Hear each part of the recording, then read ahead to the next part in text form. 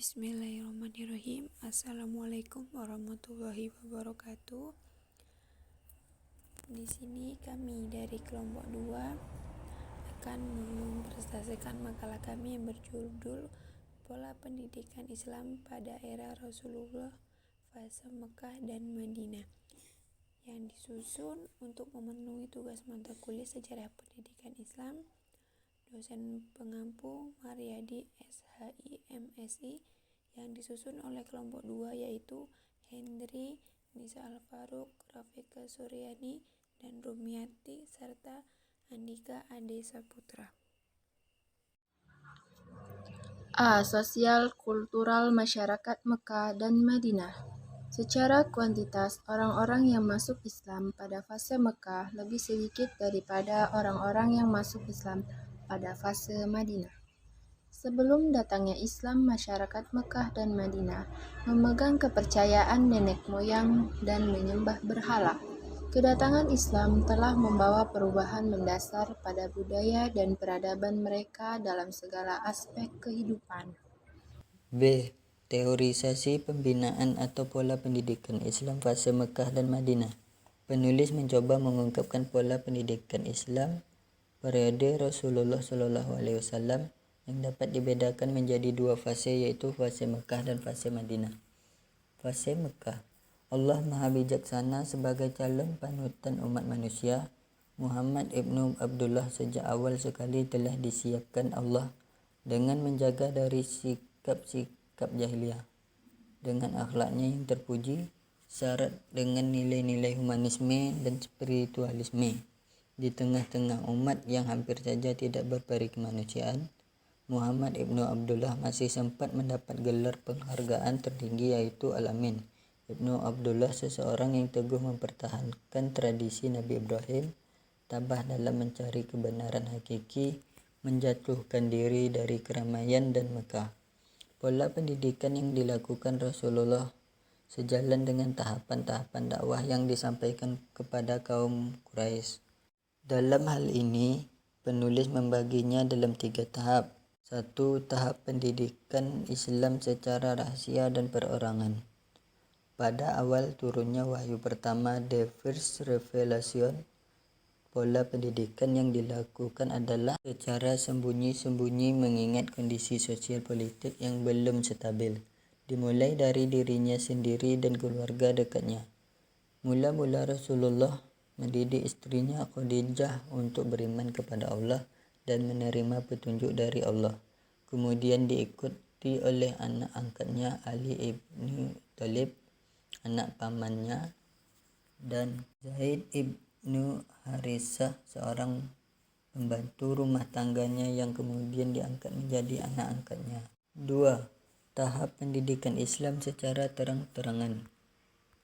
Pendidikan secara sembunyi-sembunyi berlangsung secara 3 tahun sampai turun waktu berikutnya yang memerintahkan dakwah secara terbuka dan terang-terangan. Ketika wahyu tersebut turun, beliau mengundang keluarga dekatnya untuk berkumpul di Bukit Safa, menyerukan agar berhati-hati terhadap azab yang keras kemudian hari kiamat bagi orang-orang yang tidak mengakui Allah sebagai Tuhan yang Maha Esa dan Muhammad sebagai utusannya. 3. Tahapan pendidikan Islam untuk umat umum. Hasil seruan dakwah secara terang-terangan yang terfokus kepada keluarga dekat kelihatannya belum maksimal sesuai dengan apa yang diharapkan. Maka Rasulullah mengubah strategi dakwahnya dari seruan yang terfokus kepada keluarga beralih kepada seruan umum umat manusia secara keseluruhan. Penerimaan masyarakat Yastrib terhadap ajaran Islam secara antusias tersebut dikarenakan beberapa faktor. 1. Adanya kabar dari kaum Yahudi akan lahir seorang Rasul. 2. Suku Aus dan Khazraj mendapat tekanan dan ancaman dari kelompok Yahudi. 3. Konflik antara Khazraj dan Aus yang berkelanjutan dalam rentang waktu yang sudah lama. Oleh karena itu, mereka mengharapkan seseorang pemimpin yang mampu melindungi dan mendamaikan mereka. B. Materi pendidikan Islam. Materi pendidikan pada fase Mekah dapat dibagi kepada dua bagian, yaitu yang pertama, materi pendidikan Tauhid. Materi ini lebih difokuskan untuk memurnikan ajaran agama Tauhid yang dibawa Nabi Ibrahim yang telah diselewengkan oleh masyarakat jahiliyah. Yang kedua, materi pengajaran Al-Quran. Materi ini dapat dirincikan kepada yang pertama, materi baca tulis Al-Quran. Yang kedua, materi menghafal ayat-ayat Al-Quran. Yang ketiga, materi pemahaman Al-Quran.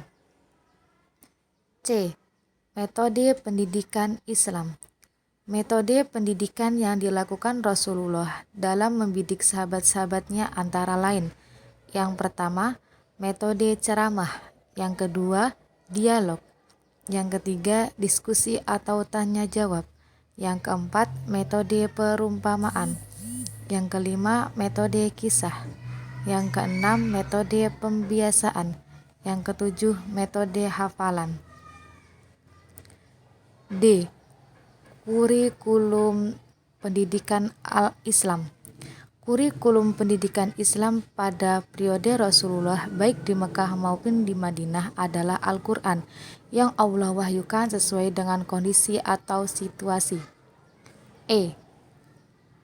Lembaga pendidikan Islam. Menurut hemat penulis, lembaga pendidikan Islam pada fase Mekah ada dua macam tempat, yaitu A. Rumah Arqam. Arqam merupakan tempat pertama berkumpulnya kaum muslimin beserta Rasulullah untuk belajar hukum-hukum dan dasar-dasar ajaran Islam. B. Kutab. Pengertian kutab. Dalam sejarah pendidikan Islam, istilah kutab berasal dari bahasa Arab, yakni kataba, yaktubu kitaban, yang artinya telah menulis, sedang menulis, dan tulisan. Sedangkan maktaba artinya meja atau tempat menulis. 2. Fase Madinah. Kedatangan Nabi bersama kaum muslimin Mekah disambut oleh penduduk Madinah dengan gembira dan penuh rasa persaudaraan. A. Lembaga pendidikan Islam pada fase Madinah. Ketika Rasulullah dan para sahabat hijrah ke Madinah, salah satu program pertamanya yang beliau lakukan adalah pembangunan sebuah masjid. Setelah selesai pembangunan masjid, maka Nabi Muhammad pindah menempati sebagian ruangannya yang memang khusus disediakan untuknya. Masjid adalah pusat kegiatan Nabi Muhammad bersama kaum muslimin untuk secara bersamaan membina masyarakat baru, masyarakat yang disinari oleh tauhid dan mencerminkan persatuan dan kesatuan umat. Yang B. Materi pendidikan Islam di Madinah. Pelaksanaan pendidikan Islam di Madinah dengan materi antara lain: pertama, pendidikan ukhuwah atau persaudaraan antara kaum muslimin. Dalam pelaksanaan pendidikan ukhuwah ini, Nabi Muhammad bertitik tolak dari struktur kekeluargaan yang ada pada masa itu. Yang kedua, pendidikan kesejahteraan sosial. Dan yang ketiga, pendidikan kesejahteraan keluarga, kaum kerabat.